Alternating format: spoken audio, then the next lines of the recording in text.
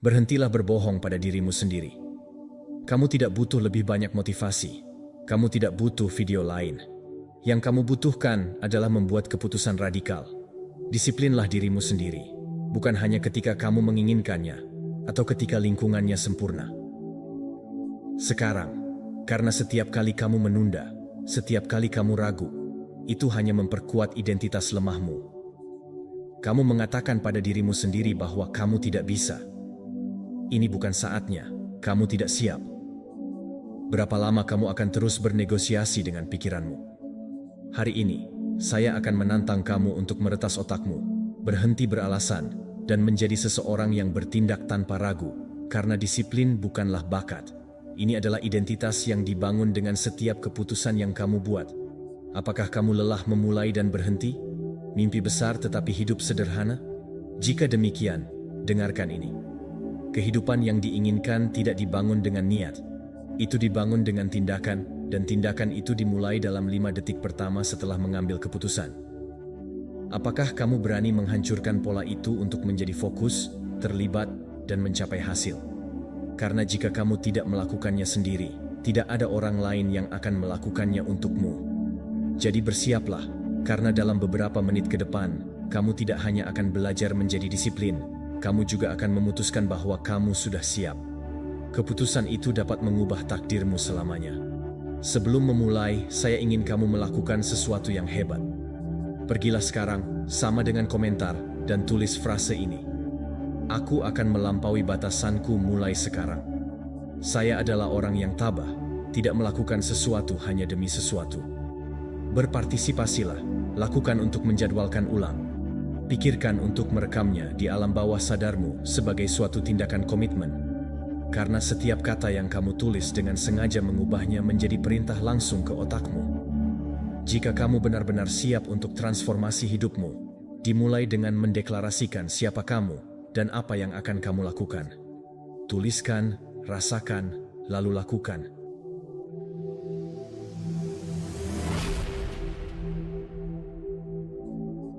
Nomor 1, rumuskan kembali disiplin sebagai fungsi cinta.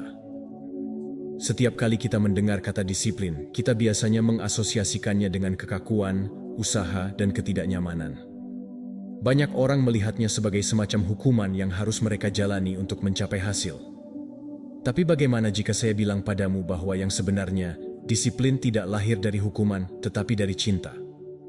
Jika kamu mengerti bahwa setiap saat kamu memilih untuk disiplin, kamu tidak melakukannya karena kamu membenci dirimu sendiri, atau karena kamu tidak cukup baik, tetapi karena kamu mencintai dirimu sendiri secara mendalam, maka perubahan perspektif itu mengubah segalanya.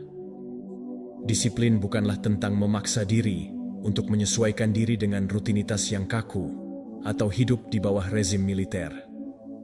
Ini adalah cara untuk melindungi energi dan menjaga kesehatan pikiranmu, untuk menghormati tubuh dan tujuanmu. Ini adalah cara untuk mengatakan pada dirimu sendiri, saya cukup penting untuk melakukan apa yang lebih baik untukku, bahkan ketika saya tidak merasa seperti itu. Itu adalah bahasa yang diam dari harga diri yang terwujud dalam tindakan konkret. Pikirkan tentang bagaimana kamu memperlakukan orang yang kamu cintai. Kamu tidak memberikan apapun kepada seseorang yang kamu cintai, yang tidak kamu izinkan untuk terluka. Kamu tidak membiarkannya menghancurkan diri sendiri. Sebaliknya, kamu mencoba untuk tumbuh, sehat, dan merasa di rumah dengan damai. Sekarang, bayangkan menerapkan hal yang sama. Perawatan terhadap diri sendiri yang berbasis disiplin. Dalam mencintai diri sendiri, kamu tidak berolahraga karena kamu membenci tubuhmu, tetapi karena kamu menginginkannya bekerja dengan baik selama bertahun-tahun. Kamu tidak berhenti makan junk food untuk menyiksamu, tetapi karena kamu tahu bahwa kamu pantas mendapatkan energi, suasana hati, dan kejernihan mental yang lebih baik. Will Smith menjelaskan, aku sangat mencintai diriku sendiri, sehingga aku tidak akan membiarkannya menyakitiku dengan memakan pizza, jika aku tahu aku akan merasakannya buruk nanti. Itu kuncinya. Kamu tidak menyangkal dirimu sendiri kesenangan. Kamu mengutamakan kesejahteraanmu. Kamu sedang menghukum dirimu sendiri. Kamu sedang menjaga dirimu sendiri. Disiplin adalah perwujudan cinta kasih dewasa. Itu cinta yang berpikir jangka panjang, yang tidak membiarkan dirinya terbawa oleh kepuasan instan, tetapi bertaruh pada pertumbuhan berkelanjutan. Ketika kamu merumuskan kembali disiplin ini, cara agar beban hilang, itu tidak lagi menjadi perjuangan batin, tetapi keputusan cinta. Setiap kali kamu memilih untuk tidur lebih awal, setiap kali kamu belajar alih-alih menunda-nunda, setiap kali kamu bangun dengan berlatih, kamu menegaskan kembali nilai dirimu. Kamu berkata, "Aku pantas mendapatkan ini," dan begitulah. Itu tidak hanya memberi kamu hasil, tetapi tentu saja memberi kamu kedamaian. Akan ada hari-hari ketika kamu tidak memiliki motivasi. Pada hari-hari ketika pikiranmu memberitahu kamu untuk istirahat, ingatlah bahwa disitulah cinta sejati datang. Cinta yang melindungi, tidak menyerah, bahkan ketika itu tidak nyaman. Semakin kamu bertindak dari tempat itu, semakin mudah untuk kembali, karena identitasmu tidak berubah. Kamu adalah seseorang yang memaksakan diri. Kamu adalah seseorang yang dihormati oleh visimu. Stoicisme Marcus Aurelius mengklaim bahwa kita harus hidup sesuai dengan sifat rasional dan alam. Ini memberi kita panggilan untuk bertindak dengan kebajikan dan tujuan. Dengan disiplin, kesederhanaan, maka tidak. Ini bukan penindasan, tetapi pembebasan dari kekacauan, dari impuls yang lewat, keinginan yang mengalihkan kita dari hal-hal yang penting. Stoik tidak mendisiplinkan dirinya sendiri karena kewajiban, tetapi karena dia memahami bahwa ketenangannya tergantung pada pengendalian diri dan kemauan. Pengendalian diri lahir dari kecintaan terhadap kehidupan, kebijaksanaan, dan jiwa kita. Ketika kamu harus membuat keputusan yang sulit, ketika kamu harus memilih antara apa yang nyaman dan apa yang benar, ingatlah bahwa ini bukan hukuman. Ini adalah kesempatan untuk menunjukkan bahwa kamu mencintai dirimu sendiri, sebuah kesempatan untuk memperkuat dirimu dari dalam. Karena disiplin sejati tidak dipaksakan, tetapi dibudidayakan dan ditumbuhkan ketika kamu menjadi sekutu terbaikmu sendiri. Dari setiap kebiasaan, ini adalah pernyataan cinta diri yang diam, menjadi tipe orang yang sangat menghargai dirinya sendiri, yang tidak mengkhianati tindakannya. Koherensi dengan apa yang ingin kamu bangun, dan kamu akan melihat bagaimana motivasimu berubah, energi harga dirimu. Karena ketika kamu mencintai prosesmu, ketika kamu memahami alasannya mengapa kamu melakukan apa yang kamu lakukan, disiplin berhenti menjadi menyakitkan dan mulai sembuh. Nomor 2, mitos, lakukan apa yang kamu sukai. Kita hidup di budaya yang terus-menerus mengulang frasa seolah-olah itu adalah formula ajaib untuk kebahagiaan. Lakukan apa yang kamu sukai dan kamu tidak akan pernah bekerja sehari pun dalam hidupmu. Kedengarannya bagus, memotivasi, bahkan menginspirasi. Tapi ide itu sangat romantis dan populer, bisa menjadi jebakan berbahaya jika kita tidak memahaminya dengan kedalaman. Karena bahkan ketika kamu melakukan apa yang kamu cintai, akan ada hari-hari di mana kamu tidak mencintainya. Bahkan gairah terbesar pun memiliki saat-saat kelelahan dan frustrasi. Rutinitas tidak semua hal yang kamu sukai akan membuatmu merasa bahagia sepanjang waktu. Dan itu adalah masalah sebenarnya dengan mitos melakukan apa yang kamu sukai. Banyak orang meninggalkan sesuatu segera setelah mereka merasa sulit, berpikir, jika ini sangat melelahkan, jika terkadang aku tidak bersemangat, mungkin itu bukan untukku. Dan saat itulah mereka menyerah, tapi itu bukan karena kurangnya tujuan. Itu adalah kurangnya disiplin. Karena apa yang benar-benar membawa kamu jauh, bukan hanya gairah, adalah kemampuan untuk mempertahankan diri sendiri secara konstan, bahkan ketika antusiasme disiplin diri menghilang. Ini adalah kemampuan untuk bergerak maju saat kamu merasa tidak ada motivasi untuk belajar, mencintai proses, bahkan ketika itu tidak menyenangkan. Itulah yang membedakan mereka yang berprestasi dari hasil nyata. Siapapun bisa mulai dengan energi, tetapi hanya mereka yang belajar untuk mempertahankan komitmen dalam monoton, dalam ketidaknyamanan, dalam kelelahan, adalah mereka yang menyelesaikan karir. Ketika kamu mengubah fokus dari "itu harus menyenangkan" dan "itu harus berharga", semuanya berubah. Kamu tidak lagi melakukan hal-hal hanya untuk emosi, tetapi untuk tujuan. Kamu tidak lagi bangun sendirian saat kamu merasa seperti itu. Tetapi karena kamu tahu bahwa setiap langkah membawamu lebih dekat ke kehidupan yang kamu inginkan. Kamu mulai memahami bahwa mencintai apa yang kamu lakukan bukan berarti mencintai semuanya. Kedua cara, tetapi untuk menghormati keduanya, tujuan yang ingin kamu capai, melewati kesulitan apapun untuknya. Dan inilah rahasianya, semakin kamu disiplin, semakin kamu belajar untuk menikmati prosesnya, karena kamu melihat pertumbuhan, karena kamu mengakui kemajuan, karena kamu memberi dirimu sendiri kesadaran akan kepuasan yang mendalam. Itu tidak datang dari menghindari usaha, tetapi dari menghadapinya. Bukan tentang mencari emosi sesaat, tetapi tentang membangun kehidupan yang masuk akal. Apakah kamu ingin menjadi seniman hebat, menjadi pengusaha sukses, menjadi atlet berkinerja tinggi? Kemudian bersiaplah untuk mencintai hari-hari yang membosankan. Hari-hari di mana tidak ada tepuk tangan, ketika tidak ada yang melihatmu, di mana semuanya tampak lambat. Karena memang di sanalah kebesaran ditempa, bukan di panggung, tetapi dalam praktiknya. Bukan di hasil, tetapi dalam proses yang tak terlihat yang tidak ada seorang pun ingin tunjukkan. Dari Stoicisme, Seneca mengajarkan kita bahwa kesenangan bukanlah kebaikan tertinggi. Yang sangat berharga, katanya, adalah kebajikan untuk bertindak sesuai dengan akal dan tugas, bahkan ketika kesenangan tidak ada. Saat ini kaum Stoa mengetahui bahwa mengharapkan segala sesuatunya menyenangkan adalah sebuah ilusi. Itulah sebabnya mereka membudayakan kebiasaan untuk menanggung dengan bermartabat apa yang terjadi dalam hidup.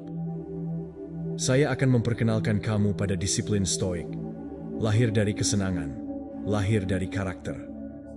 Karakter terbentuk ketika kamu melakukan apa yang benar, bahkan jika kamu tidak menyukainya. Lain kali kamu menghadapi tugas yang tidak lagi membuatmu bersemangat, jangan lari. Jangan berpikir ada yang salah denganmu. Pikirkan bahwa di sanalah dimulai pekerjaan nyata. Disitulah kamu melewati batas antara amatir dan profesional. Amatir perlu merasakan kesenangan dalam setiap momen. Profesional mencintai prosesnya. Jangan berharap untuk menikmati setiap bagian dari perjalananmu. Teruslah berjalan agar kamu tidak hidup berharap semuanya akan mudah. Hidup dengan fokus pada nilai yang kamu bangun. Hargai momen sulit sebagai bagian yang tak terelakkan dan diperlukan untuk proses tersebut. Jangan menolak usaha, rayakan. Karena setiap menit bahwa kamu terus maju, bahkan tanpa keinginan, adalah sebuah bukti komitmenmu. Ketika kamu belajar untuk mencintai menit-menit itu juga, kamu benar-benar melakukannya. Ketika kamu menghadapi kesulitan, ingatlah, setiap saat kamu memilih untuk bergerak maju, bahkan ketika itu tidak mudah, kamu akan menemukan kekuatan yang lebih dalam. Nomor 3. Identifikasi gaya disiplinmu. Disiplin tidak semua orang mencapainya dengan cara yang sama. Dan salah satu alasan mengapa banyak orang gagal dalam usaha mereka untuk menjadi lebih disiplin adalah karena mereka mengikuti model yang tidak sesuai dengan sifatnya. Mereka mencoba meniru strategi orang lain tanpa mempertanyakan apakah pendekatan itu benar-benar cocok dengan cara hidup mereka. Itulah sebabnya sangat penting untuk mengidentifikasi gaya disiplin pribadi kamu. Karena apa yang berhasil untuk satu orang mungkin menjadi resep kegagalan untuk orang lain. Ada dua gaya utama, moderasi dan pantang. Keduanya valid, keduanya dapat membawa kamu ke tujuan yang sama. Kontrol pribadi yang lebih besar, dan kebiasaan hidup yang lebih teratur. Tapi jalannya berbeda, dan mengetahui mana yang milikmu dapat membuat perbedaan. Antara maju terus dengan kuat, atau terjebak dalam siklus frustrasi yang konstan. Moderasi adalah gaya mereka yang bisa menikmati sedikit indulgensi tanpa kehilangan keseimbangan. Dengan orang-orang yang bisa makan hanya sepotong kue dan melanjutkan. Mereka bisa beristirahat selama sehari tanpa itu berubah menjadi seminggu pengabaian. Mereka bisa melakukannya pada suatu sore gratis tanpa rutinitas yang berantakan. Gaya ini membutuhkan banyak pengendalian diri, menyempurnakan kemampuan untuk mengukur dan mengatur impuls tanpa perlu menghilangkan kesenangan sama sekali. Tapi ada kelompok lain yang bekerja lebih baik dengan abstinensi total. Mereka adalah orang-orang yang jika mereka mencoba satu gigitan, mereka ingin menyelesaikannya. Jika mereka beristirahat selama sehari, maka biayanya mahal jika mereka kembali. Jika mereka melakukan pengecualian, akhirnya membenarkan banyak hal. Lebih banyak untuk tipe orang seperti ini, cara terbaik untuk berdiri teguh adalah dengan tidak bernegosiasi. Jangan membuka pintu, jangan memulai. Karena mereka tahu bahwa konsesi kecil bisa menjadi jatuh besar. Tidak ada gaya yang lebih unggul dari yang lain. Yang penting adalah untuk mengidentifikasi mana yang menjadi milikmu. Dan ini bukan dilakukan dengan teori, tetapi dengan observasi. Perhatikan perilakumu. Tanyakan pada dirimu sendiri, dapatkah saya mengendalikan impuls saya ketika saya membiarkan diriku sedikit, atau saya kehilangan kendali atas pengecualian yang memotivasi saya, atau saya mengacaukan apa yang telah berhasil bagi saya di masa lalu? Dalam hal ini, jawaban akan menunjukkan jalanmu. Prinsip ini didukung oleh ilmuwan yang mempelajari manajemen diri dan pengendalian diri. Mereka menunjukkan bahwa orang-orang yang menyesuaikan strategi mereka dengan gaya pribadi, mereka lebih sukses dalam mempertahankan kebiasaan sehat. Bukan tentang memiliki lebih banyak kemauan keras, tetapi tentang merancang sistem yang bekerja dengan cara kamu beroperasi. Karena ketika kamu selaras dengan psikologi dirimu sendiri, disiplin mengalir dengan lebih sedikit gesekan. Dari perspektif filosofis Stoik, ide ini juga terjadi. Kaum Stoa mengajarkan bahwa jalan menuju kebajikan tidaklah unik. Itu memerlukan pengetahuan diri yang dibicarakan oleh Epictetus. Hidup sesuai dengan kodratmu bukanlah tujuanmu. Bukan untuk memaafkan diri sendiri, tetapi untuk memahaminya, untuk menguasainya. Kaum Stoa tidak mencoba menjadi orang lain, tetapi berusaha menjadi yang terbaik dalam batasan dan kemungkinan mereka sendiri. Jika untuk itu, kamu harus menghindari sesuatu yang menyeretmu ke hal yang berlebihan, hindari. Jika kamu dapat berinteraksi dengannya, lakukan dengan moderasi tanpa kehilangan kontrol. Kuncinya adalah bertindak dengan kebijaksanaan, tidak dengan kekakuan buta. Jadi luangkan waktu hari ini untuk mengevaluasi bagaimana kamu mungkin menghadapi disiplinmu. Apakah kamu telah mencoba untuk menenangkan diri ketika kamu benar-benar perlu memotongnya dari akarnya? Atau mungkin kamu terlalu ketat dan itu telah menimbulkan kecemasan bagimu? Ketika kamu bisa memberi dirimu sedikit fleksibilitas tanpa kehilangan fokus, jangan menghakimi diri sendiri. Sesuaikan. Ketika kamu memiliki kejelasan, rancanglah kebiasaan yang disengaja. Jika kamu seorang yang berpantang, jangan bermain dengan api. Benar-benar hilangkan apa yang kamu tahu membuatmu kehilangan kendali. Jika kamu seorang moderat, berikan ruang untuk menikmati, tetapi dengan struktur. Ingatlah bahwa disiplin diri bukanlah cetakan tetap, ini adalah seni pribadi. Proses penyetelan internal yang penting. Jangan ikut jalan orang lain, tetapi temukan milikmu dan jalani dengan teguh. Karena ketika kamu memilih strategi yang konsisten dengan gaya disiplinmu, itu tidak lagi terasa seperti perjuangan, dan mulai terasa seperti pilihan alami. Dan dalam pilihan itu, kebebasanmu terus-menerus ditempa. Nomor 4, kekuatan untuk mengatakan, ini adalah pilihan. Ada saat-saat ketika segalanya berubah, dan itu bukan ketika kamu mencapai tujuanmu. Itu ketika kamu menyadari bahwa kamu tidak terpaksa. Kamu tidak di sini sebagai hukuman atau karena tekanan eksternal. Semua ini, setiap langkah sulit, setiap hari usaha, kamu melakukan ini karena kamu memilihnya. Karena kamu sudah memutuskannya. Ketika kamu mengambil kesadaran sejati bahwa segala sesuatu adalah pilihan, kamu berhenti merasa bahwa kamu mendorong beban dan kamu mulai mengalami sesuatu yang jauh lebih hebat. Tujuan tindakan sederhana untuk memberitahu kamu bahwa ini adalah pilihan, untuk memprogram ulang pikiranmu, mengubah usaha menjadi kekuasaan. Kamu tidak lagi menanggung sesuatu yang kamu alami. Dengan menaklukkannya, kamu tidak memenuhi kewajiban. Kamu menanggapi panggilan karena kamu mungkin tidak melakukannya. Kamu bisa menyerah, kamu bisa terganggu, atau melarikan diri seperti yang dilakukan banyak orang. Tapi tidak, kamu melakukannya. Kamu menghadapinya, dan itu memberimu energi yang sangat berbeda.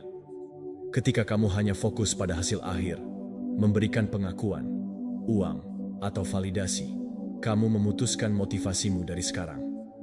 Kamu menderita setiap langkah karena kamu tidak melihatnya sebagai bagian dari perjalanan, tetapi sebagai hambatan untuk apa yang kamu inginkan. Tapi ketika kamu fokus pada proses sebagai pilihan sadar, kamu menemukan bahwa ada juga kesenangan dalam usaha. Dopamin dalam mengatasi kesulitan dalam komitmen. berhenti menjadi hukuman dan menjadi praktik. Kamu memilih untuk berlatih. Kamu memilih untuk membaca. Kamu memilih untuk bekerja pada dirimu sendiri. Kamu memilih untuk bertahan ketika semuanya mengundangmu untuk menyerah. Ketika kamu mengulang kebenaran itu di dalam dirimu, ini adalah pilihanmu, terhubung dengan bagian terkuat dari dirimu.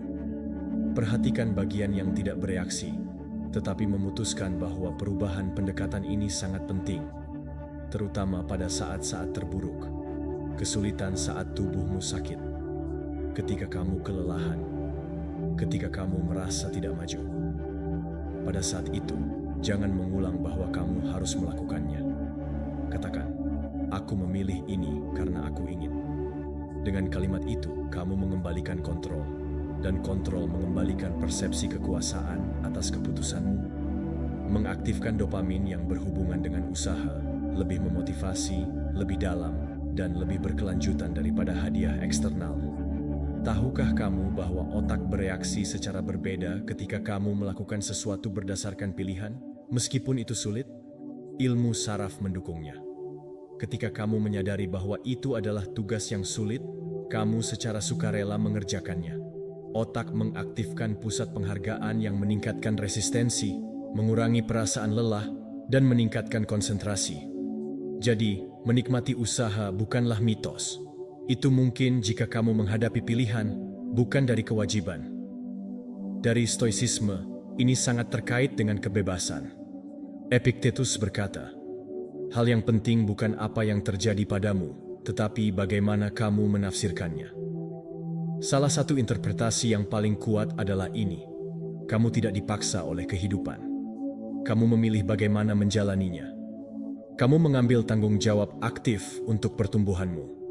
Kamu memilih rasa sakit itu memperkuat, bukannya kesenangan yang mengalihkan perhatianmu. Sang Stoik menidurkannya, tetapi tidak menghindari usaha tersebut. Dia memeluknya karena dia tahu bahwa di dalam usaha terdapat kebajikan. Jadi, janganlah melarikan diri ketika menghadapi kesulitan. Jangan menempatkan dirimu dalam peran korban yang menderita setiap langkahnya. Ingatkan dirimu setiap hari bahwa ini adalah pilihanmu. Kamu memilih jalan ini karena kamu memiliki visi. Karena ada sesuatu di dalam dirimu yang tahu bahwa kamu bisa melakukan lebih banyak. Karena ada versi dirimu yang lebih kuat, lebih bijaksana, dan lebih bebas menunggu di sisi lain upaya. Setiap saat kamu memilih untuk bergerak maju, bahkan ketika itu tidak mudah, kamu akan menemuinya. Lakukanlah. Frasa itu adalah mantra pribadi ketika kamu sulit untuk bangun, ketika kamu duduk frustrasi, ketika rasa sakit mengunjungi kamu. Saya melakukan ini karena saya memilihnya. Dan jika kamu memilih ini, maka kamu dapat melakukan ini. Karena tidak ada yang lebih kuat dari pikiran yang memilih jalannya, bahkan ketika jalan itu terbakar. Jika kamu melakukannya seperti itu, ya, kamu mempertahankan kesadaran itu. Kamu akan menemukan bahwa kamu tidak hanya akan mencapai tujuan, tetapi kamu akan menikmati setiap langkah sebagai manifestasi kekuatan batinmu. Karena pada dasarnya itulah kebenarannya. Nomor 5. Kejujuran dengan diri sendiri adalah kunci untuk meningkatkan disiplin. Perbaikan yang sesungguhnya tidak dimulai ketika kamu memutuskan untuk bangun lebih awal, atau ketika kamu mencoba mengikuti rutinitas baru. Ini dimulai ketika kamu melihat dirimu sendiri dengan jujur, brutal. Kamu mengatakan kebenaran tanpa alasan, tanpa hiasan, tanpa pembenaran. Karena selama kamu terus menutupi kesalahanmu, kamu terjebak di dalamnya. Kebenaran pertumbuhan dimulai dengan keberanian untuk mengakui kesalahan yang kamu lakukan. Jujurlah pada dirimu sendiri. Itu tidak nyaman. Itu membutuhkan kerendahan hati. Itu membutuhkan kamu untuk menghadapi refleksimu tanpa filter. Sadari bahwa kamu sedang menunda-nunda. Kamu hanya membuang-buang waktumu. Gangguan yang tidak kamu tangani. Tubuh yang banyak kamu bicarakan tentang tujuanmu, tetapi bertindak sangat sedikit. Dan ya, untuk awalnya, memang menyakitkan. Karena mengakui kegagalan meninggalkanmu dengan beban yang berat. Tapi ini juga memberimu kekuatan. Karena sementara kamu hidup dalam penyangkalan, kamu tidak bisa berubah. Tapi ketika kamu menerima, kamu mulai berubah. Istirahatlah, tutup matamu, dan tanyakan pada dirimu sendiri dengan jujur.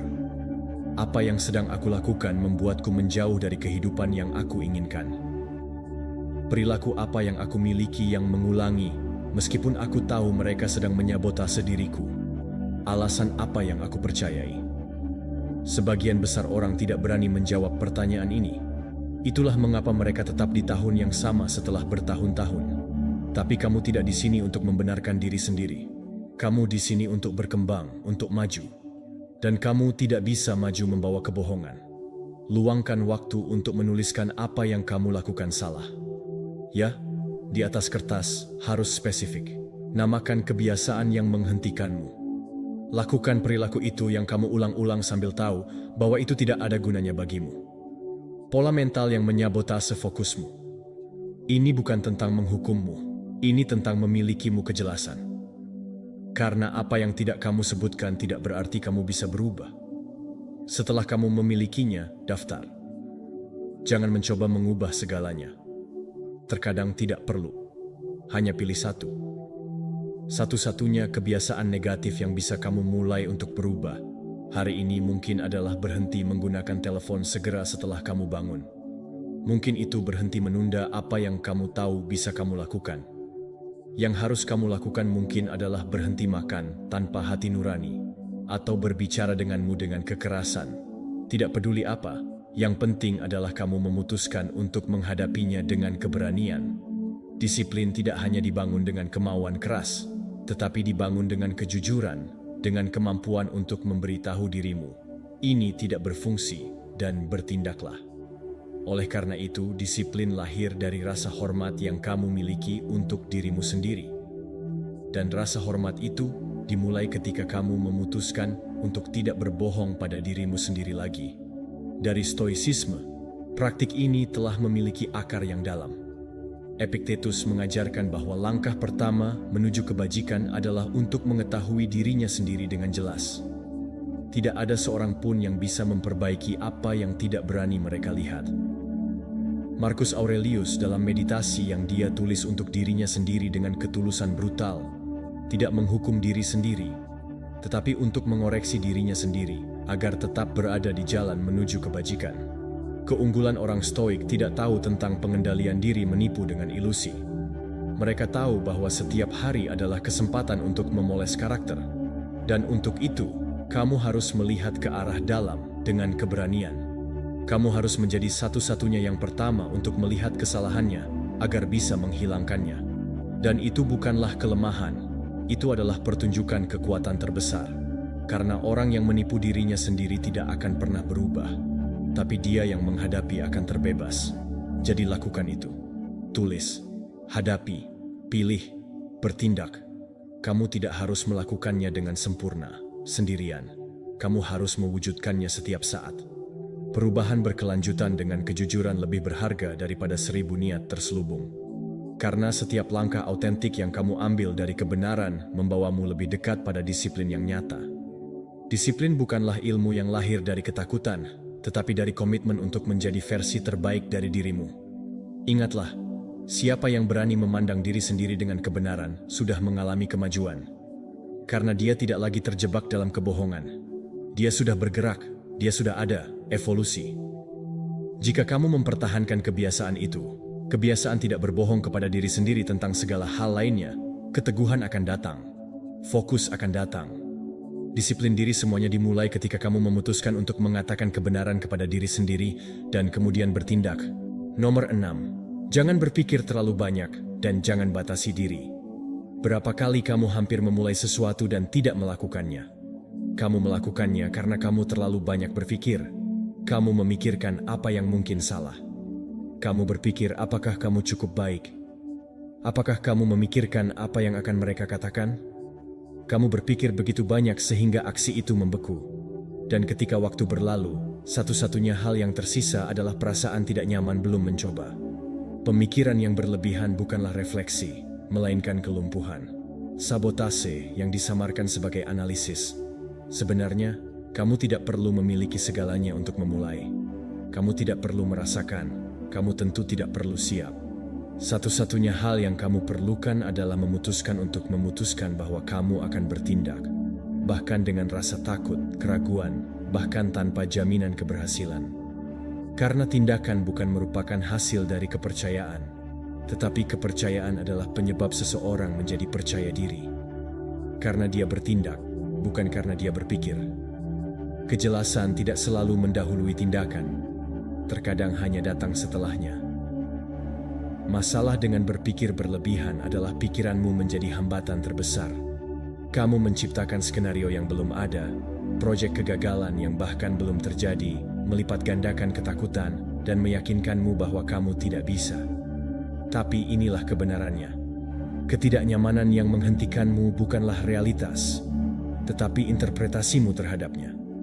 Satu-satunya cara untuk menghentikannya adalah dengan bertindak. Ambil langkah pertama, meskipun itu canggung.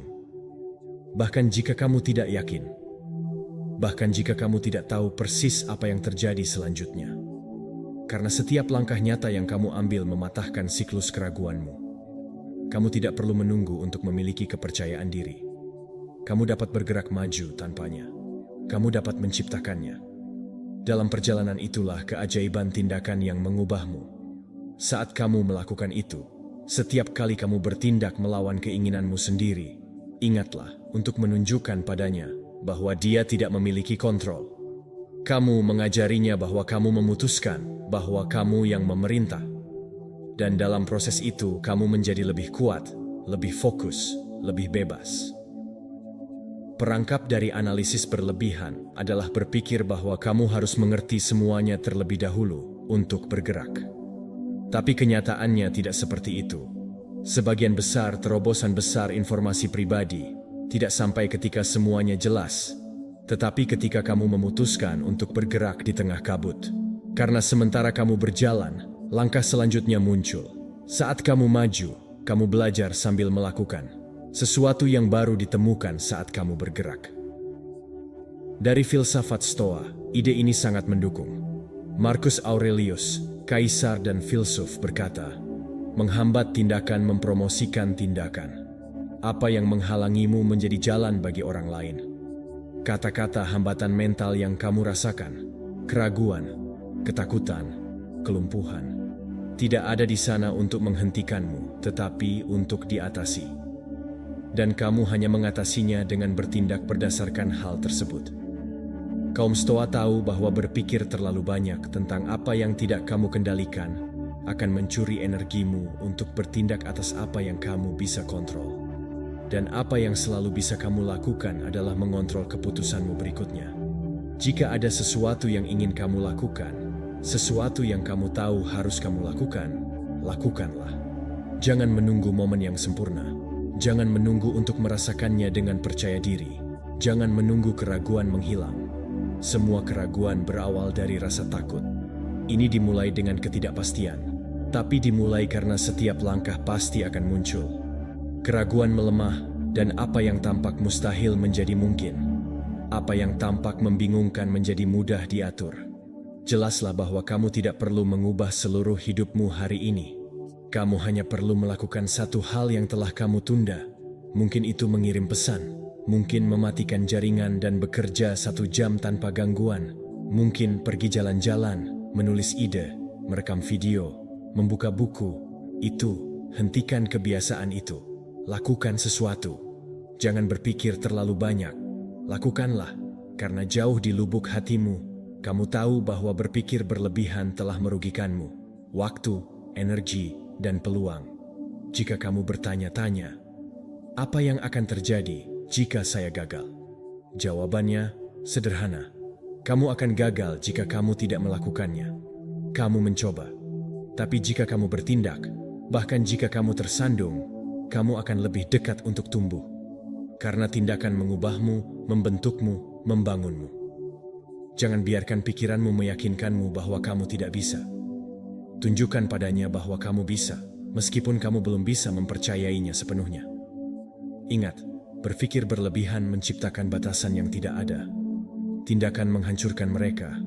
Jadi berhentilah bertanya-tanya apakah kamu bisa, dan mulailah untuk melakukannya. Karena pada saat itu kamu memutuskan untuk bertindak. Ketakutan kehilangan kekuatan. Nomor 7. Ketidakkonsistenan muncul ketika tidak ada seorang pun yang memberitahu kita. Kita mengamati bahwa sebagian besar orang tidak gagal ketika mereka dikelilingi oleh orang lain, tetapi ketika mereka sendirian. Itu tidak selama pertemuan atau di tengah satu percakapan penting di mana mereka memutuskan komitmen. Ada di ruangan saat alarm berbunyi dan tidak ada orang lain yang mendengarnya. Ini adalah saat ketika tidak ada seorang pun yang melihat di mana disiplin sejati diterapkan. Bukti ketidakkonsistenan tidak menampakkan dirinya di hadapan dunia, tetapi dalam keintiman, dalam hal yang tak terlihat, dalam apa yang hanya kamu tahu. Dan itu ada penjelasannya sederhana.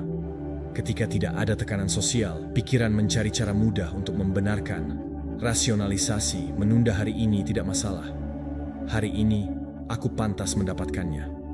Itu adalah kalimat lembut yang tampaknya tidak berbahaya, tetapi memiliki kekuatan yang dahsyat.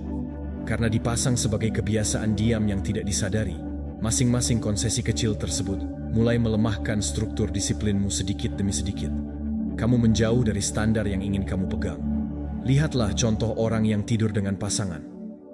Jarang menekan tombol tunda alarm. Kenapa? Karena ada orang lain yang hadir. Ada kesadaran eksternal yang secara tidak langsung memperkuat komitmen. Tapi jika dia sendirian, godaan untuk menunda muncul. Dengan memaksa pikiran tahu bahwa itu bisa gagal tanpa ada yang menyadari. Dan itu adalah bahaya ketika tidak ada saksi. Tampaknya tidak ada konsekuensi, tetapi konsekuensinya ada di sana. Bukan di mata orang lain, tetapi dalam kehilangan harga diri. Itu penting untuk memahami bahwa pengamat yang paling penting bukan siapa yang ada di luar dirimu. Kamu, hati nurani, komitmen internalmu, standar pribadimu, kuncinya ada di membangun hubungan dengan dirimu sendiri yang cukup kuat sehingga kamu tidak memerlukan pengawasan eksternal. Jika di awalnya memang ada strategi yang harus dapat membantu kamu mensimulasikan kehadiran itu, salah satu cara yang paling ampuh adalah dengan membayangkan bahwa selalu ada seseorang yang mengawasimu. Usaha mungkin terdengar aneh, tetapi ini bekerja. Pikirkan tentang bagaimana kamu akan bertindak jika kamu tahu bahwa seseorang yang kamu kagumi sedang melihat setiap keputusanmu. Apakah kamu akan menyerah begitu saja? Atau memberikan sedikit lebih dari sekadar rasa tanggung jawab, meskipun itu hanya khayalan, membangkitkan tingkat kehadiran yang lebih tinggi secara mental, membawa kamu keluar dari autopilot. Teknik lain yang berguna adalah merancang lingkungan yang memperkuat kebiasaanmu, bahkan dalam kesepian. Misalnya, jika kamu berkomitmen untuk berlatih setiap pagi, tinggalkan pakaian olahraga siap di malam sebelumnya. Jika kamu ingin berhenti melihat ponsel saat bangun tidur, tinggalkan ponselmu di tempat lain. Lingkungan yang bersih, objek yang ditempatkan secara strategis adalah cara halus untuk memprogram pikiranmu. Karena tidak kamu selalu bisa percaya pada kekuatanmu, tetapi kamu dapat mendesain lingkunganmu untuk bekerja sesuai keinginanmu. Dari sudut pandang Stoik, ini benar-benar koheren. Kata-kata itu, karakter diuji dalam kesendirian. Kaum Stoa tahu bahwa kebajikan yang sebenarnya tidak ditunjukkan kepada orang banyak, tetapi ketika kamu bersama dirimu sendiri. Ketika tidak ada yang memuji kamu, ketika tidak ada hadiah yang terlihat. Pertanyaannya adalah, apakah kamu bertindak dengan integritas bahkan ketika tidak ada yang melihatmu? Karena disitulah tempatnya di mana karakter sejati terbentuk. Stoik tidak bergantung pada pandangan orang lain untuk melakukan hal yang benar. Mereka bergantung pada standar internal mereka sendiri. Jadi, jika hari ini kamu sedang berjuang dengan ketidakkonsistenan, jangan menilai diri sendiri, tetapi lihatlah dirimu dengan jujur. Kamu gagal hanya ketika tidak ada seorang pun yang memberitahumu. Perhatikan bahwa kamu membiarkan dirimu melakukan hal-hal yang kamu tahu, menjauhkanmu dari versi terbaikmu, hanya karena tidak ada seorang pun yang akan tahu. Akar dari semua ini hanya bisa berubah ketika kamu meningkatkan komitmenmu terhadap dirimu sendiri di atas kebutuhan akan persetujuan eksternal. Ingatlah ini, apa yang kamu lakukan di rahasia menjadi apa yang ada di dalam dirimu publik. Karena tidak ada dua versi. Hanya ada satu dirimu, dan versi itu dibentuk dalam kegelapan, dalam rutinitas yang sunyi, dalam tindakan kecil sehari-hari yang tidak ada seorang pun merayakan. tetapi kamu tahu. Jadi bertindaklah seolah-olah selalu ada seseorang di sana mencari. Karena seseorang benar-benar melakukannya. Hanya ada kamu dan tidak ada saksi yang lebih penting. Nomor 8, mengikuti jadwal ketat. Jika kamu ingin berhenti hidup dalam kekacauan, improvisasi konstan, dan alasan tidak memiliki waktu, kamu membutuhkan sesuatu yang sangat sederhana tetapi kuat, jadwal yang ketat. Ini bukan seperti penjara, tetapi sebagai sebuah struktur yang menegakkan kebebasanmu. Kebebasan sejati bukanlah melakukan apa yang kamu inginkan kapanpun kamu mau, tetapi tetap memiliki kendali sadar atas harimu. Dan itu tercapai melalui perencanaan. Siapa yang tidak merencanakan waktunya diberikan untuk apapun yang muncul pertama dan hampir tidak pernah menjadi hal yang paling penting. Jadwal bukanlah daftar kewajiban. Ia adalah peta yang membimbing kamu menuju tujuanmu. Tanpa itu, kamu akan berbelok di setiap langkah saat kamu bangun. Dengan rencana yang jelas, pikiranmu memiliki manajemen yang tahu apa yang harus difokuskan, tahu apa langkah selanjutnya, sehingga kamu tidak perlu memutuskan setiap saat apa yang harus dilakukan atau menghabiskan energi untuk memikirkan kemana harus pergi. Memulai dengan kejelasan itu akan menghemat tenaga dan pikiranmu, dan terutama melindungi kamu dari musuh yang diam dari disiplin diri. Penundaan. Karena penundaan tidak selalu berasal dari kemalasan, tetapi seringkali berasal dari kurangnya struktur. Jika tidak, kamu tidak tahu kapan atau bagaimana kamu akan melakukan sesuatu, dan pikiranmu dipenuhi dengan keraguan, terganggu dan menyebar. Pada akhirnya kamu merasa sibuk, tetapi tidak bergerak maju. Itulah sebabnya hal pertama yang harus kamu lakukan setiap hari, atau lebih baik lagi bahkan malam sebelumnya, adalah duduk dan merancang harimu. Tidak dengan cara yang kaku, tetapi dengan alokasi blok waktu.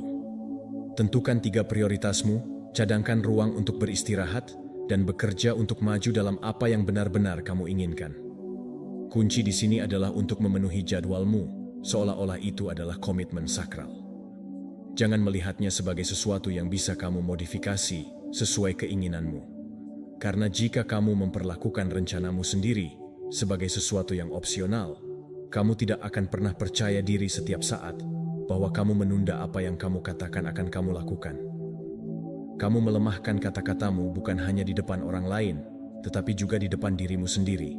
Dan itu merugikan harga dirimu lebih dari yang kamu bayangkan.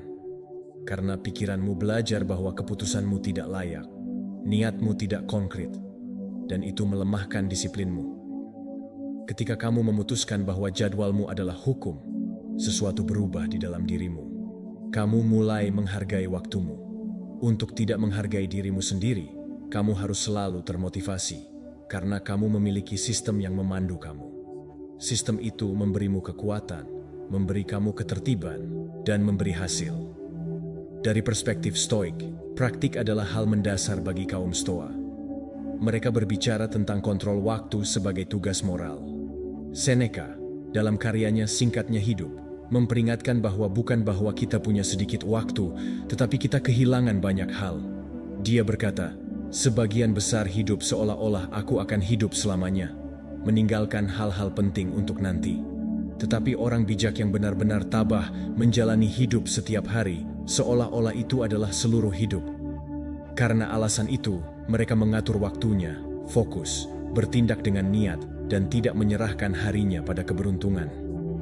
Jika kamu menerapkannya secara konsisten, kamu akan melihat perubahan langsung. Kamu akan berhenti merasa bahwa hari itu luput darimu, dan mulai merasakan rasa yang mendalam dari urutan. Tujuanmu akan menjadi lebih produktif, tetapi yang terutama, lebih damai.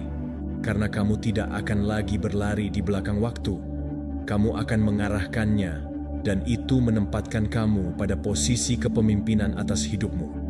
Jadi, jangan meremehkan kekuatan jadwal ketat. Jangan melihatnya sebagai beban. Itu adalah strategi untuk memulihkan kontrol, untuk mengubah energimu menjadi hasil, untuk bergerak maju tanpa bergantung pada suasana hati saat ini. Buat rencanamu, tentukan waktumu, dan kemudian patuhi waktu tersebut. Bukan karena kewajiban, tetapi karena rasa hormat terhadap diri yang kamu jadikan. karena setiap jam yang digunakan dengan baik tidak hanya mendekatkan kamu ke tujuanmu, tetapi juga menegaskan kembali bahwa kamu yang bertanggung jawab atas hidupmu. Nomor 9, angka 1440. Angka ini terlihat biasa saja, tapi sebenarnya menyimpan kekuatan yang luar biasa jika kamu mau benar-benar memahaminya. 1440 adalah jumlah menit yang kamu miliki dalam satu hari. Tidak lebih, tidak kurang. Siapapun kamu, muda atau tua, kaya atau sederhana, tinggal di kota besar atau desa terpencil, kita semua mendapat jumlah yang sama. Setiap hari, kita menerima setoran waktu ini, dan perbedaan besar dalam hidup kita ditentukan oleh bagaimana kita menggunakannya. Saat kamu berpikir tentang waktu dalam satuan hari, minggu, atau tahun, rasanya seperti banyak. Kamu merasa masih punya ruang bernapas, jadi kamu berkata, nanti saja, masih ada waktu. Tapi coba ubah cara pandangmu. Pecah waktu itu menjadi 1440 menit. Saat itu juga, cara berpikirmu akan berubah. Kamu mulai sadar bahwa setiap menit punya nilai. Menit yang kamu habiskan untuk menunda-nunda, mengeluh, teralihkan, atau meragukan diri sendiri adalah menit yang tidak bisa kamu ambil kembali. Tidak ada cara untuk menabung waktu. Itulah kenapa angka ini begitu penting, karena mengajarkan kamu untuk memandang waktu dengan kesadaran penuh. Orang jarang membuang waktu secara sengaja. Mereka hanya terbiasa tidak sadar. Mereka hidup seolah-olah akan hidup selamanya, seakan besok selalu dijamin datang. Tapi kalau kamu membawa angka ini dalam pikiran 1440, kamu mulai bertanya lebih sering kepada diri sendiri. Kemana perginya menit-menitku hari ini? Apa aku benar-benar berinvestasi dalam hal yang penting? Atau hanya sekadar bertahan hidup tanpa tujuan? Hidup bukan tentang terus sibuk, tapi tentang memilih dengan sadar apa yang akan kamu lakukan. Berhenti berkata, aku tidak punya waktu, dan mulai katakan, aku belum menjadikannya prioritas. Karena sejujurnya, kamu punya waktu. Kamu hanya mungkin belum membaginya dengan bijak. Banyak menit yang hilang untuk obrolan tanpa arah, gangguan dari notifikasi, pikiran negatif, atau kebiasaan yang tidak memberi nilai tambah. Disinilah kamu bisa mulai mengambil langkah nyata. Ambil angka 1440, tulis di kertas, tempel di dinding, jadikan wallpaper handphonemu, bahkan gunakan sebagai password jika perlu. Bukan untuk membuatmu stres, tapi sebagai pengingat lembut. Setiap kali kamu melihat angka itu, tanyakan pada diri sendiri, apakah yang sedang aku lakukan sekarang membawa aku lebih dekat atau malah menjauh dari hidup yang aku inginkan? Apakah aku sadar saat menggunakan waktu ini atau hanya membiarkannya lewat begitu saja? Penelitian tentang psikologi waktu mendukung pendekatan ini. Ketika seseorang bisa melihat secara nyata batas waktu yang dimiliki, tingkat kesadaran dan pengelolaan waktunya meningkat. Penundaan pun berkurang karena muncul rasa tanggung jawab dan urgensi yang sehat. Bukan karena tertekan, tapi karena kamu jadi lebih jelas tentang arah hidupmu. Dalam stoicisme, pandangan ini sudah lama ditegaskan. Seneca, seorang filsuf stoik, menulis dalam esainya On the Shortness of Life, bahwa hidup ini sebenarnya tidak pendek. Kitalah yang membuatnya terasa pendek karena menyia-nyiakan waktu. Ia berkata, kita berhati-hati dalam segala hal, kecuali dalam membelanjakan waktu, seolah-olah jumlahnya tidak terbatas. Para stoik percaya bahwa waktu adalah hal paling berharga. Sekali lewat, ia tak bisa kembali. Karena itu, setiap menit seharusnya digunakan dengan niat, perhatian, dan arah yang jelas. Kamu tidak harus menjadi sosok yang keras terhadap diri sendiri. Cukup hadir dalam setiap tindakan. Bahkan jika kamu sedang santai atau menonton film, lakukanlah dengan sadar. Ketahui alasannya, nikmati, dan jadikan itu bagian dari hidup yang bermakna. Yang penting adalah kamu tahu kenapa kamu melakukannya, bukan hanya melakukan karena terbiasa. Begitu kamu hidup dengan kesadaran terhadap 1440 menit ini, kamu akan menyadari perubahan besar. Prioritasmu menjadi lebih jelas. Energi dan fokusmu jadi lebih tertata. Alasan-alasan yang dulu sering kamu pakai mulai kehilangan kekuatannya karena sekarang kamu sadar bahwa waktu adalah aset paling penting, bukan uang atau peluang. Siapapun yang bisa mengelola menit-menitnya dengan baik, pada akhirnya bisa mengelola hidupnya dengan lebih baik juga. Jadi mulai hari ini, jadikan setiap menit sebagai keputusan sadar untuk membentuk masa depan yang kamu inginkan. Karena pada akhirnya, bukan keputusan besar sesekali yang membentuk hidupmu, tapi keputusan-keputusan kecil yang kamu ambil setiap menit, setiap hari. Jika kamu hidup dengan niat, maka kamu benar-benar hidup dengan kekuatan. Nomor 10, memvisualisasikan versi dirimu yang disiplin. Disiplin diri tidak dimulai ketika kamu memaksakan tubuhmu untuk bangun pagi atau mematikan media sosial untuk berkonsentrasi. Disiplin sejati dimulai dari pikiran, dari cara kamu memandang dirimu sendiri. Karena kamu tidak melakukan apa yang kamu lakukan di luar kemungkinan, kamu bertindak dengan cara yang konsisten, dengan identitas yang telah kamu terima sebagai milikmu. Jika kamu berkata pada dirimu sendiri bahwa kamu adalah seseorang yang malas, selalu menunda hingga tidak pernah menyelesaikannya, itu akan dimulai. Kemudian, otakmu akan mencari perilaku yang memvalidasi cerita itu. Bukan karena kamu membenci dirimu sendiri, tetapi karena otak mencari koherensi antara apa yang kamu pikirkan dan apa yang kamu lakukan. Jika kamu ingin mengubah kebiasaanmu, terlebih dahulu kamu harus mengubah identitasmu. Bayangkan siapa versi disiplin dirimu. Bagaimana menurutmu dia bertindak? Bagaimana dia merespons jika dia tidak melakukannya? Apa keputusan yang kamu buat ketika bangun? Bagaimana kamu mengatur energimu pada siang hari? Apa yang kamu pilih saat kamu lelah dan tergoda untuk menyerah? Jika kamu dapat mendefinisikannya dengan jelas, kamu bisa mulai menjadi dia. Dia tidak ingin menunggu untuk menjadi disiplin. Dia ingin bertindak seperti seseorang yang disiplin sampai identitas itu kembali menjadi milikmu. Tulis seperti apa bentuknya versi dirimu. Gambarkan rutinitasmu, pikiran, bahasa internalmu, dan prioritasmu. Kemudian, ketika kamu menghadapi keputusan kecil seperti menunda tugas, makan tanpa kesadaran, atau melihat ponsel tanpa alasan, berhenti dan tanyakan pada dirimu, apa yang akan dilakukan versi saya yang disiplin? Pada titik ini, kamu tidak memerlukan jawaban yang sempurna, hanya perlu konsisten. Karena setiap tindakan yang kamu lakukan memperkuat atau melemahkan identitasmu. Setiap saat kamu memilih untuk bertindak seperti dirimu yang ideal, bahkan jika itu hanya sedikit, kamu menulis ulang cerita pribadimu. Pikiranmu akan mulai beradaptasi saat kamu memvisualisasikan dengan kuat identitas baru itu dan mengambil tindakan yang selaras dengan itu. Otak akan menjadwalkan ulang, mengubah referensi internalmu, dan mulai berkata, "Ini dia, kita sekarang." Itu memiliki kekuatan besar karena kamu tidak akan lagi bertindak bukan karena kewajiban, tetapi karena komitmen pada dirimu sendiri. Kamu tidak akan melakukan hal-hal karena kamu harus melakukannya, tetapi karena itulah yang dilakukan oleh orang seperti kamu. Ini bukan fantasi.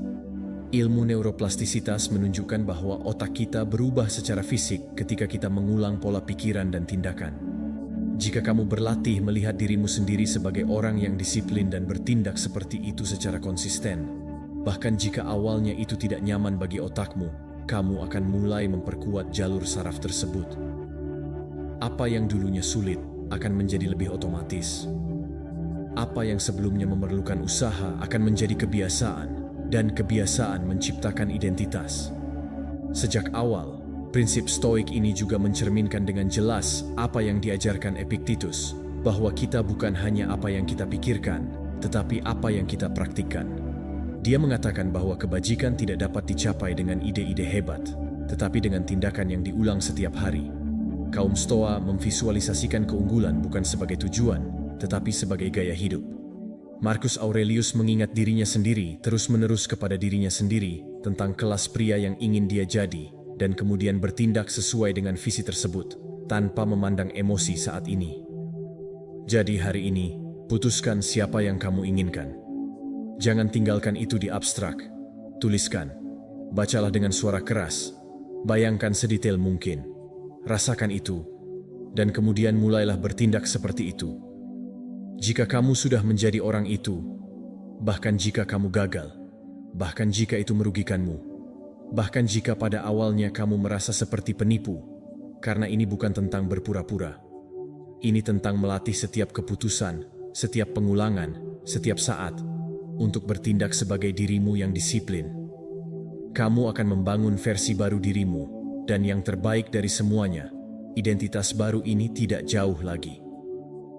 Itu ada di pilihanmu berikutnya, di pagi berikutnya, dan kamu bisa melakukannya. Bahkan jika kamu tidak memilikinya, kamu mendapatkan disiplin. Itu bukan hadiah. Itu adalah refleksi dari siapa kamu pikir kamu. Jadi percayalah pada versi terbaikmu dan mulailah hidup seperti dia. Karena ketika kamu melakukannya, kamu tidak lagi mengejar disiplin. Kamu menjadi disiplin. Nomor 11, latihan daftar, rasa sakit dan kesenangan. Pikiran manusia membuat keputusan berdasarkan dua kekuatan utama. Keinginan untuk menghindari rasa sakit dan pencarian kesenangan. Atas segala hal yang kamu lakukan, baik itu bangun pagi atau tetap di tempat tidur, didasarkan pada apa yang kamu pikirkan akan mengurangi rasa sakit atau memberikan kepuasan. Tetapi ketika kamu tidak menggunakan kekuatan-kekuatan ini secara sadar, pikiranmu mengambil jalan pintas, mencari kesenangan langsung, dan menghindari rasa sakit sesaat tanpa mempertimbangkan kerugian dalam jangka panjang. Itulah sebabnya kamu menunda-nunda. Kamu menunda hal-hal penting, karena pikiran hanya melihat apa yang terlihat saat ini dan mengabaikan harga yang akan kamu bayar nanti. Disinilah latihan paling ampuh untuk memperkuat disiplin diri, daftar rasa sakit dan kesenangan. Ini bukan sesuatu yang terdengar sangat dalam pada awalnya, tetapi ketika kamu melakukannya dengan kejujuran, itu mengubah perspektifmu secara lengkap. Karena itu menempatkan di depanmu realitas yang biasanya kamu hindari untuk dilihat. Konsekuensi dari kurangnya disiplinmu dan imbalan yang kamu tinggalkan. Mulailah dengan menulis daftar rasa sakitmu. Apa yang kamu kehilangan setiap saat ketika kamu memilih untuk menunda? Mungkin kamu merasa cemas, ketidakpuasan terhadap diri sendiri, stagnasi, frustrasi, rasa bersalah. Mungkin kesehatanmu memburuk, hubunganmu menderita, atau impianmu perlahan menjauh, dan kamu bahkan tidak menyadarinya. Tuliskan semuanya dengan jelas. Jangan bersembunyi di balik frasa lembut. Bersikaplah jujur secara brutal. Rasa sakit hanya bekerja sebagai motor ketika kamu menghadapinya dengan mata terbuka. Kemudian, buat daftar kedua tentang kesenangan.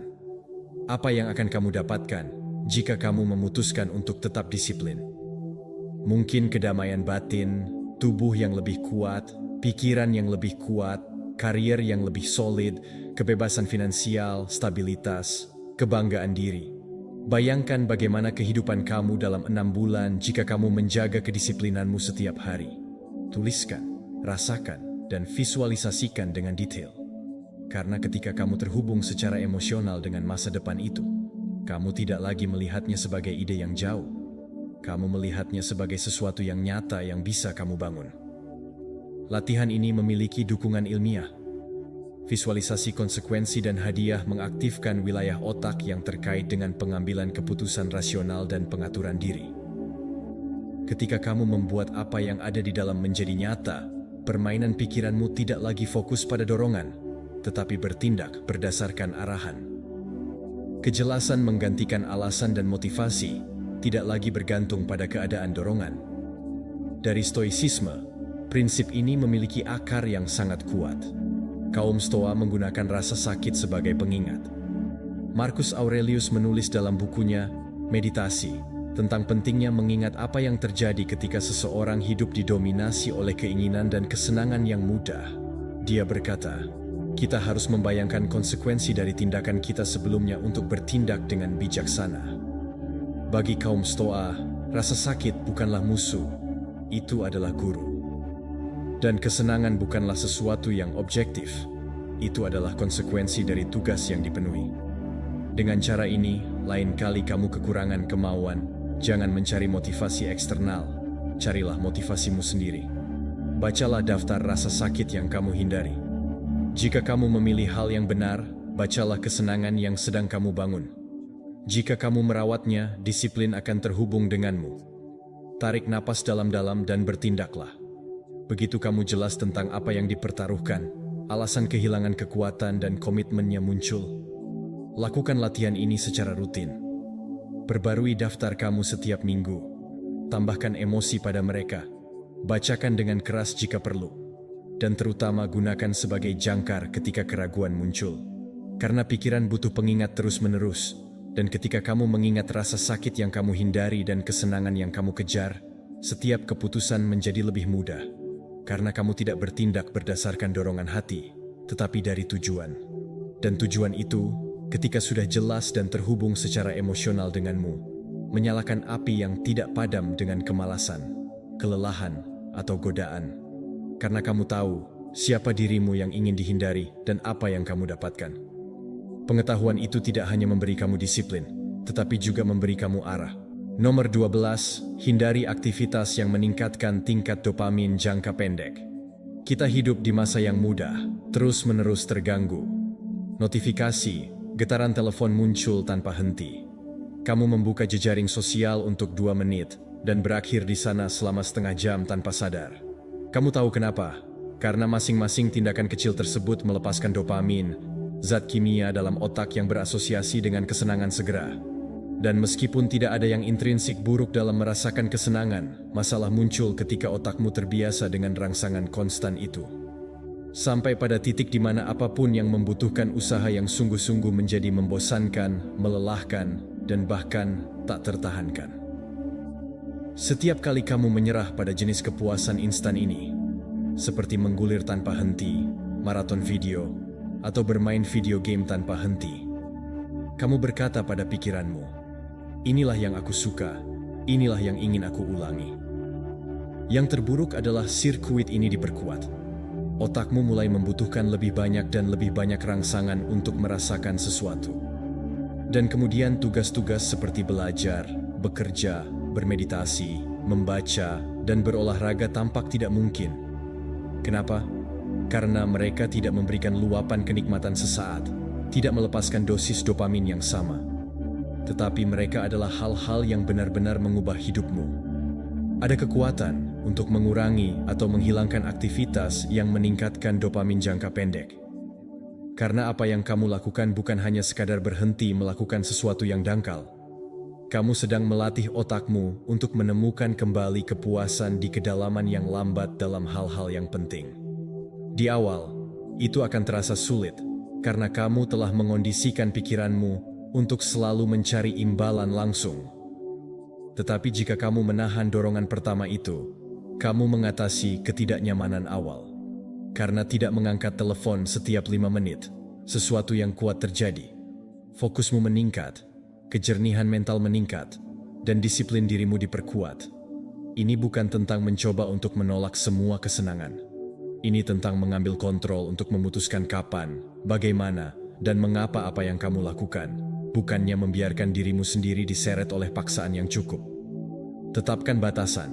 Misalnya, kamu dapat menjadwalkan waktu untuk meninjau batas jaringan, waktu layar dengan aplikasi kontrol digital, atau bahkan melakukan diet dopamin selama beberapa hari untuk mengatur ulang dirimu. Ilmu otak mendukung hal ini. Ketika otak menerima terlalu banyak dopamin secara terus-menerus, reseptor menjadi jenuh, dan kapasitas untuk menikmati rangsangan yang lebih sederhana berkurang. Ketika kamu menguranginya dari sumber hadiah cepat, pikiranmu memulihkan kepekaan alaminya, dan tugas-tugas yang sebelumnya tampak membosankan mulai lebih masuk akal dan menghasilkan kepuasan yang lebih nyata. Dari sudut pandang Stoik, ini selaras dengan pemikiran mereka. Kaum Stoa sangat menghargai moderasi, pengendalian diri, dan resistensi terhadap kesenangan langsung. Epictetus mengajarkan bahwa kita tidak boleh menjadi budak dari dorongan hati kita, tetapi harus mengatur mereka. Bagi mereka, kebebasan sejati bukanlah melakukan apapun yang kamu inginkan saat kamu menginginkannya, tetapi memiliki kekuatan untuk memilih dengan kebijaksanaan yang cocok untukmu dalam jangka panjang. Menghindari ekses bukanlah represi. Kebijaksanaan adalah memperkuat jiwa sehingga tidak bergantung pada rangsangan eksternal untuk berdamai. Jadi, jika kamu ingin menjadi lebih disiplin, jangan memaksakan diri untuk mencapai tujuanmu. Mulailah dengan menghapus apa yang mencuri energi dan keinginanmu untuk memenuhinya. Amati harimu. Berapa kali kamu terjerumus ke dalam kepuasan yang instan? Apa yang bisa kamu hapus atau kurangi? Apa yang bisa kamu ganti dengan sesuatu yang lebih sadar? Mungkin meletakkan teleponmu jauh selama jam fokusmu, seperti waktu mati pemberitahuan. Mungkin menggantikan 20 menit di jaringan dengan 20 menit membaca atau menulis. Ini bukanlah hukuman. Ini adalah pilihan yang cerdas. Kamu menukar kesenangan yang dangkal dengan kepuasan yang mendalam. Kamu berubah. Kamu mendapatkan kembali kendali atas energimu. Dan itu membuatmu menjadi seseorang yang benar-benar bebas. Ingatlah, setiap kali kamu memilih untuk menunda kepuasan sesaat yang kamu inginkan, itu memperkuat karaktermu. Kamu mengirim pesan yang jelas ke pikiranmu. Aku memutuskan, dan bahwa kamu memutuskan adalah dasar dari segalanya. Disiplin diri yang bertahan lama bukanlah tentang memiliki lebih banyak kemauan. Ini tentang memiliki lebih sedikit kebisingan yang membuatnya aus. Saat kamu membersihkan lingkungan mentalmu dari rangsangan berlebihan, kamu menemukan bahwa energimu selalu ada. Itu hanya perlu ruang untuk mekar. Nomor 13, memantau dan menindaklanjuti kemajuan. Apa yang tidak diukur tidak akan membaik. Itu adalah kebenaran sederhana, tetapi seringkali kita mengabaikannya dan percaya bahwa hanya dengan niat dan usaha saja sudah cukup untuk maju. Tetapi kenyataannya adalah, jika kamu tidak melacak kemajuanmu, kamu berjalan secara membabi buta. Kamu dapat memiliki semua motivasi di dunia, tetapi jika kamu tidak tahu seberapa banyak yang telah kamu lakukan, seberapa banyak yang hilang, atau apa yang perlu kamu sesuaikan, sangat mudah untuk mandek atau menyerah tanpa menyadarinya. Pemantauan kemajuanmu bukanlah membuang-buang waktu. Itu adalah alat disiplin yang kuat karena membuatmu sadar. Itu memaksa kamu untuk melihat prosesmu dengan jelas. Dan ketika kamu melihat angkanya, kemajuanmu terlihat. Kamu menyadari bahwa kamu sedang bergerak maju, tidak peduli seberapa kecil langkahnya, dan catatan itu menjadi sumber motivasi konstan. Pikirkan tentang tujuan apapun yang kamu miliki saat ini.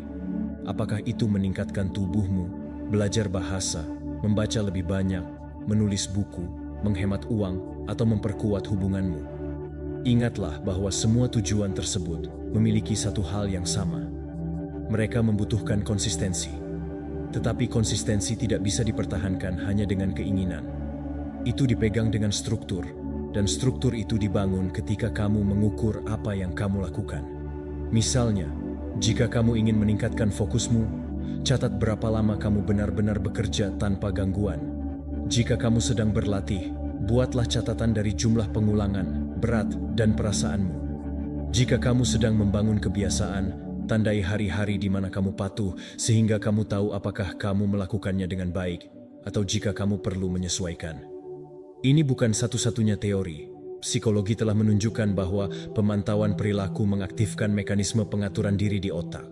Catat tindakanmu dan pikiranmu mulai membandingkan, mengevaluasi, mengoreksi, dan sebagainya. Ini memperkuat motivasi intrinsik yang tidak bergantung pada penghargaan eksternal, tetapi dari kebanggaan diam-diam melihatmu maju. Ketika kamu melihat bahwa kamu menulis 1000 kata lebih dari kemarin, ketika kamu menghabiskan 5 menit lebih fokus, ketika kamu pergi ke gym 1 hari lagi minggu ini, pikiranmu menafsirkan bahwa kamu sedang berkembang. Dan itu membuat ketagihan, bukan? Kamu tidak memerlukan sistem yang kompleks untuk melakukan ini. Kamu bisa menggunakan buku catatan atau aplikasi sederhana. Bahkan sebuah spreadsheet akan berguna. Penting untuk mencatat aktivitas harianmu untuk terus maju. Karena tindakan kecil itu akan membuatmu tetap terhubung dengan tujuanmu, memberikan referensi konkret. Dan ketika hari di mana kamu merasa gagal datang, kamu bisa melihat kembali dan menyadari bahwa kamu telah melakukan lebih dari yang kamu pikirkan. Ini memperkuat identitasmu. Kamu tidak lagi melihat dirimu sebagai seseorang yang hanya mencoba, tetapi sebagai seseorang yang bertahan, yang membangun, yang maju. Prinsip stoik ini juga sejalan dengan praktik pengamatan diri Marcus Aurelius dalam meditasi. Dia menyimpan catatan konstan tentang dirinya sendiri, pikiran, keputusan, dan kelemahan. Bukan karena ingin sempurna, tetapi karena memahami bahwa jalan menuju kebajikan memerlukan tinjauan harian. Kaum Stoa percaya bahwa jiwa harus diperiksa setiap malam, seperti pedagang yang memeriksa akun. Di mana aku gagal hari ini? Di mana aku berdiri teguh? Apa yang bisa aku tingkatkan? Praktik peninjauan itu setiap malam adalah tindakan kerendahan hati. kesadaran, dan disiplin. Jika kamu melakukannya secara konsisten, kamu mulai memperhatikan pola-pola dalam hidupmu.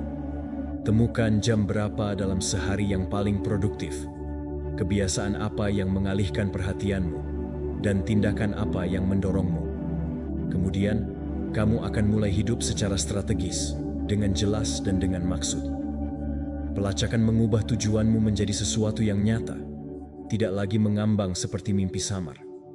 Ini memberi kamu kekuatan, karena kamu tidak lagi berlayar tanpa tujuan. Kamu mengendalikan hidupmu dengan presisi, dan presisi adalah hal yang membuat perbedaan antara mereka yang hanya ingin meningkatkan dan siapa yang benar-benar melakukannya. Jadi, mulailah hari ini. Pilih tujuan, tentukan bagaimana kamu akan mengukur kemajuanmu, dan berkomitmen untuk merekamnya setiap hari. Tidak peduli seberapa kecil, yang penting adalah kamu melihatnya. Karena ketika kamu melihat kemajuanmu, kamu terhubung dengan usaha, dan ketika kamu terhubung dengan usaha, disiplin tidak lagi menjadi beban, tetapi menjadi bentuk kehidupan yang positif. Nomor 14, jangan tukar yang baik untuk lisensi moral yang buruk. Salah satu perangkap yang lebih halus dan berbahaya di jalan menuju disiplin diri, bukanlah kegagalan, tetapi keberhasilan yang dikelola dengan buruk. Ini terjadi ketika Anda melakukan sesuatu dengan baik dan tanpa disadari menggunakan pencapaian itu sebagai alasan untuk menyabotase diri sendiri. Ini disebut lisensi moral. Ini adalah pikiran yang mengatakan, hari ini saya berlatih, jadi saya berhak makan apapun, atau minggu ini saya produktif, jadi tidak masalah jika saya tidak melakukan apapun hari ini. Sekilas, ini terdengar masuk akal. Tetapi pola ini menjauhkan Anda dari apa yang benar-benar ingin Anda bangun. Lisensi moral disajikan sebagai hadiah, tetapi jauh di lubuk hati, Anda sedang melakukan negosiasi yang menyamar, menukar sesuatu yang baik yang telah Anda lakukan untuk sesuatu yang Anda tahu tidak baik untuk diri Anda. Anda membenarkan pilihan yang lemah berdasarkan tindakan yang kuat, dan siklus ini, jika tidak dihentikan tepat waktu, dapat membuat Anda terjebak selama bertahun-tahun.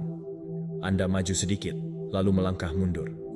Anda merayakan pencapaian kecil dan menggunakannya untuk menghancurkan komitmen Anda. Kemajuan hilang, usaha menjadi encer.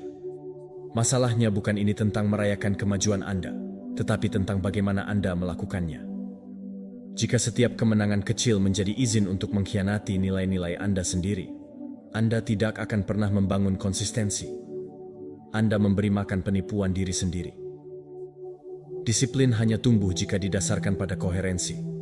Koherensi antara apa yang Anda katakan bahwa Anda inginkan, apa yang Anda lakukan untuk mencapainya, dan bagaimana Anda menangani setiap keputusan setelahnya. Anda harus terus bergerak maju. Setiap kali Anda mencapai sesuatu yang positif, jangan putuskan hubungan, jangan santai. Sambungkan kembali dengan alasan Anda. Ingatkan diri Anda mengapa Anda melakukan apa yang Anda lakukan. Apakah Anda sedang menabung untuk memiliki kebebasan finansial? Maka jangan gunakan usaha Anda sebagai alasan untuk pengeluaran impulsif. Apakah Anda menjaga kesehatan Anda? Maka jangan gunakan minggu yang sehat untuk membenarkan pesta yang berlebihan. Apakah Anda sedang melatih pikiran Anda? Maka jangan gunakan hari fokus yang baik sebagai lisensi untuk malam yang penuh gangguan. Perubahan mentalitas ini adalah hal yang kuat. Karena ini bukan tentang melarang diri Anda menikmati kesenangan. Ini tentang belajar memberi hadiah kepada diri sendiri, tanpa menyabotase diri sendiri. Tentu saja Anda bisa memberi penghargaan kepada diri sendiri, tetapi lakukanlah dengan hal-hal yang selaras dengan identitas Anda. Lakukanlah dengan cara yang membawa Anda lebih dekat, bukan menjauhkan Anda. Anda bisa memberi diri Anda istirahat, tetapi biarkan istirahat itu menyehatkan Anda. Anda bisa merayakannya, tetapi perayaan itu harus mengangkat Anda. Karena hadiah yang sesungguhnya bukanlah apa yang Anda berikan pada diri Anda sendiri karena telah maju, tetapi kemajuan itu sendiri yang datang bersama dengan kedamaian. Komitmen tersebut memenuhi kepercayaan yang tumbuh setiap kali Anda memutuskan untuk tidak putus asa. Dari sudut pandang Stoicisme, ini dipahami dengan baik oleh kaum Stoa. Mereka mengenal pengendalian diri, bahwa bahaya terbesar bukan terletak pada kegagalan terbuka, tetapi dalam penipuan diri sendiri. Epictetus dengan halus mengatakan bahwa kita seharusnya tidak membiarkan tindakan baik menjadi alasan untuk bersantai. Bagi mereka, kebajikan bukanlah terakumulasi sebagai poin yang dapat Anda gunakan, tetapi itu adalah praktik yang perlu dilakukan secara terus-menerus. Disiplin stoik adalah tetap teguh pada tujuan Anda, tidak hanya ketika Anda mengoreksi kesalahan, tetapi juga ketika Anda sedang sukses. Karena kesuksesan bukanlah tujuan, tetapi cara hidup. Ketika Anda berlatih untuk tidak menukar kebaikan dengan keburukan, sesuatu yang sangat berubah dalam diri Anda. Anda tidak lagi menggunakan prestasi Anda sebagai pembenaran untuk melihat ke belakang. Anda mulai melihat tindakan Anda bukan sebagai pengecualian, tetapi sebagai bagian dari identitas yang solid. Identitas yang tidak perlu Anda tawar-menawar dengan godaan, karena fokusnya adalah jangka panjang. Jadi, lain kali Anda merasa seperti Anda pantas memberi penghargaan pada diri sendiri, istirahatlah. Tanyakan pada diri Anda, apakah ini memperkuat jalan saya atau melemahkan? Apakah ini merayakan kemajuan saya ataukah itu interupsi? Apakah ini konsisten dengan orang yang saya inginkan? Jika jawabannya tidak jelas, jangan bertindak. Bernapaslah. Ingat siapa diri Anda dan pilihlah dari visi Anda, bukan dari emosi Anda. Karena pada saat itu, Anda memutuskan sesuatu yang lebih besar dari tindakan tepat waktu Anda. Anda memutuskan apakah kemajuan itu nyata atau hanya tampak. Dan ketika Anda memilih secara sadar, Anda tidak mengubah maju menjadi mundur. Anda membangun bukan hanya sekadar disiplin. Anda menghargai diri sendiri.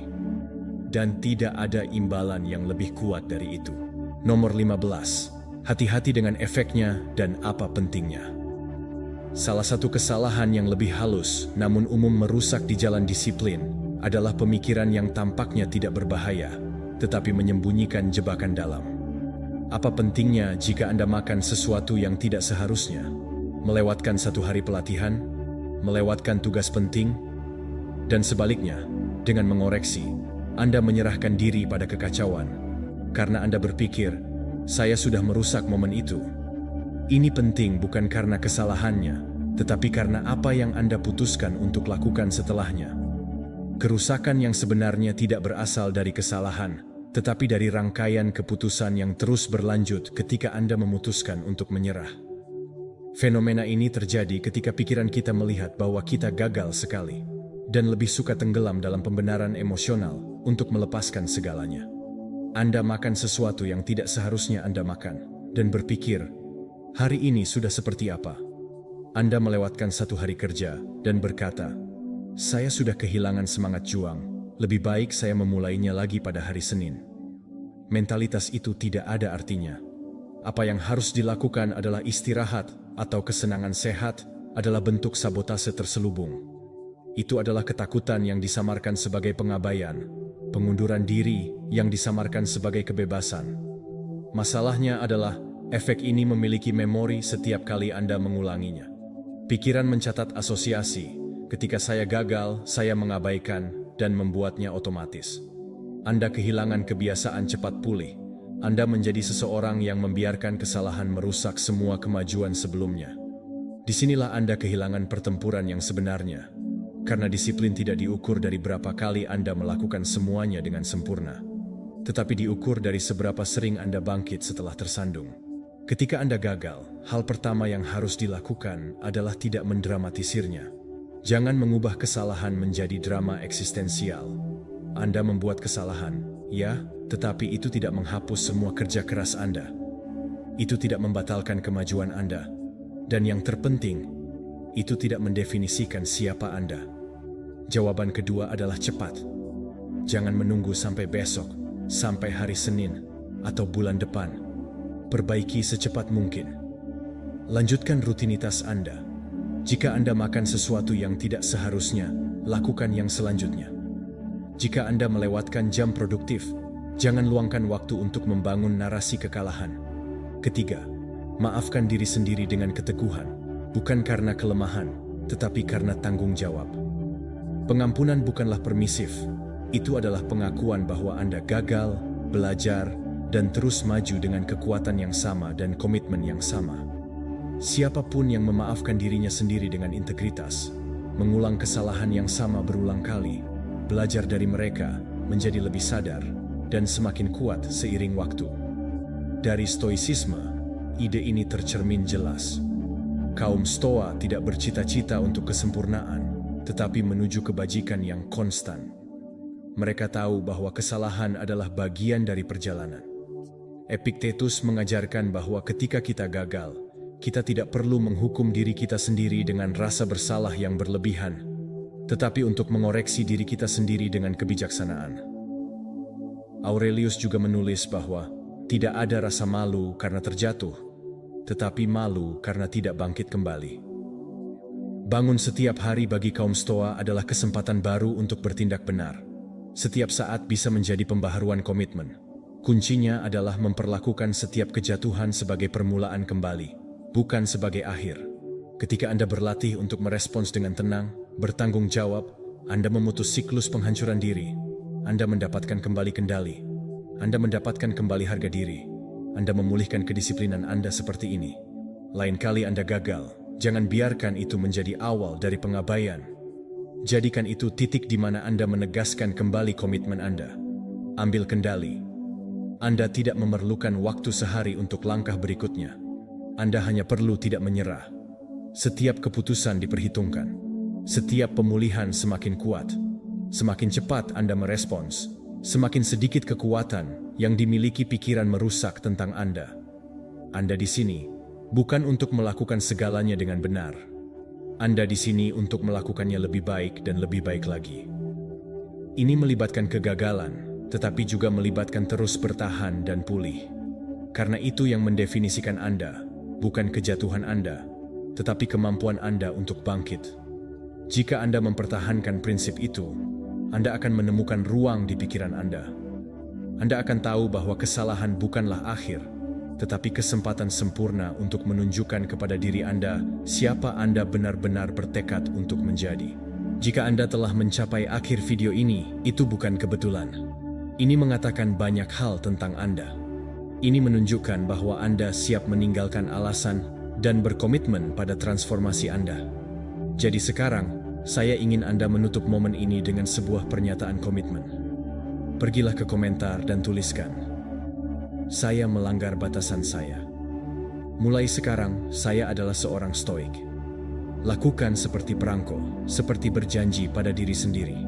Karena kata-kata yang Anda tulis tanpa maksud apapun hanya akan tinggal di layar, terekam dalam pikiran Anda, dan setiap kali Anda membacanya, setiap kali otak Anda mengulanginya, itu akan mengerti bahwa Anda benar-benar berubah. Ini bukan sekadar video, ini adalah permulaan dari mentalitas baru.